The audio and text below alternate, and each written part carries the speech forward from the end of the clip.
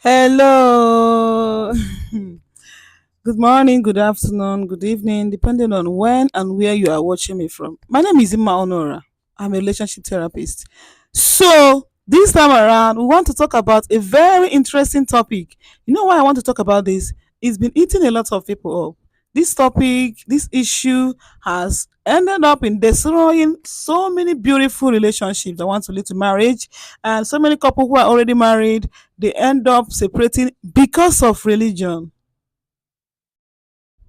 Are you familiar with this? Yes, it is something that is affecting most marriages and most relationships now as I talk to you. So I want to have a one-on-one conversation with you. I want you to listen and pay attention to what I have to say because I have a good news for you. The good news is, irrespective of your religious differences, you can still make good couple. You can still be in a healthy and amazing relationship. And now let me lead you through. Okay, first of all, I want you to understand that the best thing you can do for yourself is to accept the truth. The truth is, religion matters a lot. You know why? Religion shapes our character. It determines our day-to-day activities, what we like, what we dislike, what we believe on, and what we do not believe on. Okay, because of this, the relevance and importance of religion in everybody's life should not be overemphasized. But the good news is, you can still be together in a relationship despite in your religion. Now let's go through it. First of all, as I said, number one step to take is acceptance. Okay, accept the relevance of religion in your partner's life. Accept that the fact that their religious life is very important to you, as much as yours is also important to you. And again, accept the fact that religion is a very vital part of everybody's life. Because of that, it's not something you should just neglect and say, religion doesn't matter, we could just get married. There's a no, no, no, no, it matters. You have to discuss it, you have to talk about it. So number one step is accepting the importance, the relevance of religion in your partner's life, in your relationship, and in your marriage. And that would lead us to number 2 points. Number 2 points is communication openly and honestly. Communicate openly and what? Honestly. You know why? You know why I said openly and honestly? This point, at this point, you don't need to lie. You don't need to form that everything is okay. Whereas at the long run, you begin to change your mindset, you begin to change your idea, you begin not as if you're changing it because you are just being petty and cunning. So when it's time for you to communicate the do's and don'ts of this relationship, what and what you should do concerning your religion, how you get married, how you live in your marriage, as it concerns you, your partner, your children, and everything that connotes with marriage. You should be sincere and transparent in this communication. Do you know why? You should not accept the things that when it comes to practicalizing it, you fall back. That will bring a problem. So at this point of communicating your religion openly to each other, you are sincere. Accept the ones you cannot, you will say no to, at the long run, so that if it will work, you both of you will know. If it will not work, both of you will know from the beginning. What did I say? Communicate openly and transparent. Then number three, we say respect each other's religion. It's very important. I want to say this because there are many religions in the world, and there are people who are so aggressive when it comes to their religion. Like, they, if not their religion, it's nothing else but their religion. Okay, and because of this, they go ahead talking ill about other people's religion. You hear some people say, criticizing another religion because it's not theirs. Let me tell you, it will not work in this situation. If the person you are in love with, if your partner is in a different religion that is far not yours, okay, do not criticize their religion, don't criticize their faith. If you do that, you have a problem with them, it will not work. The marriage will not work, the relationship will not work. Okay, respect your partner's religion as much as you respect yours, even when you are not ready to adjust, even when you're not ready to join them in their own. Okay, it doesn't matter whether you are ready to join him or her in his or her religion, but it is very important that you respect their religion, respect their faith. You do know why? If you talk bad about the religion, they will have problem with you. The marriage will not work. The relationship will not work. Okay? Do not, for any reason, talk bad about your partner's religion. Respect it. So now, as I've told us to respect each other's religion, let's go on to the next part. And now let me remind us. You know why some people get married? Some people get married to make children, right? Is it not? Now you see, there's every need for both of you to communicate how to raise these children. Hey, hey. Am I talking to someone? It is very, very important here at this point that you communicate how to raise these children. On which faith are they going to be attending the husband's religion, or should they be attending the wife's religion, or should they be attending both?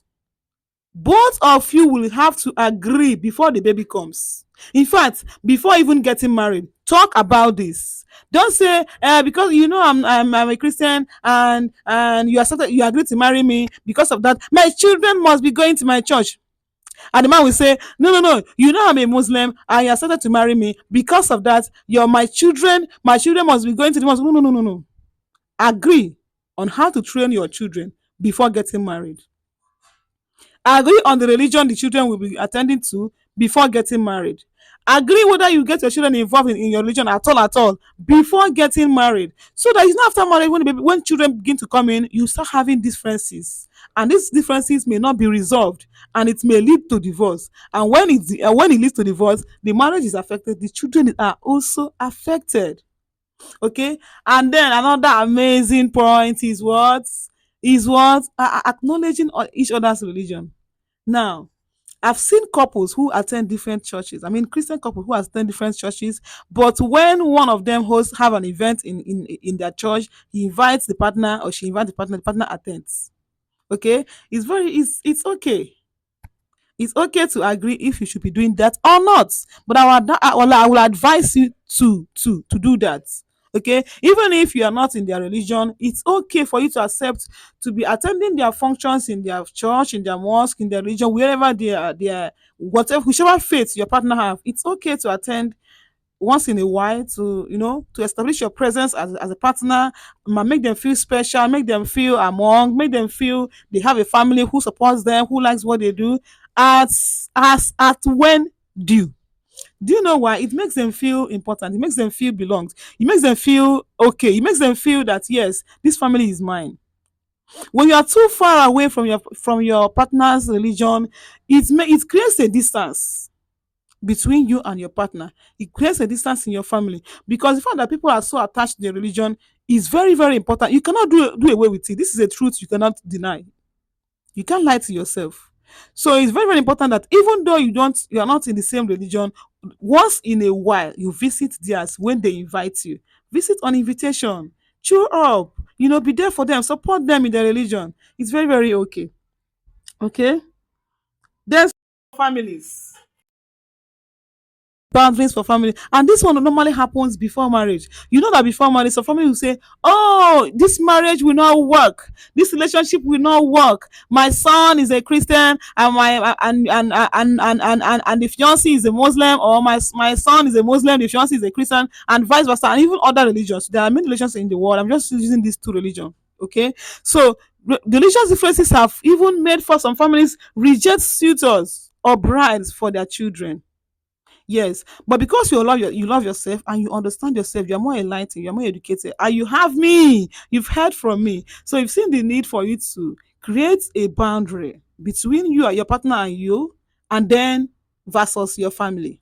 Do not let your family interfere in your love, your relationship, and your marriage as it concerns religion. You know what? You've talked it out with your partner, you've discussed it, you've agreed to terms on how to train your children, on how to run the family, irrespective of the differences in the religion. So at this point, you should be able to set boundaries for your family. They should not interfere in your religious life as it concerns your own family of procreation.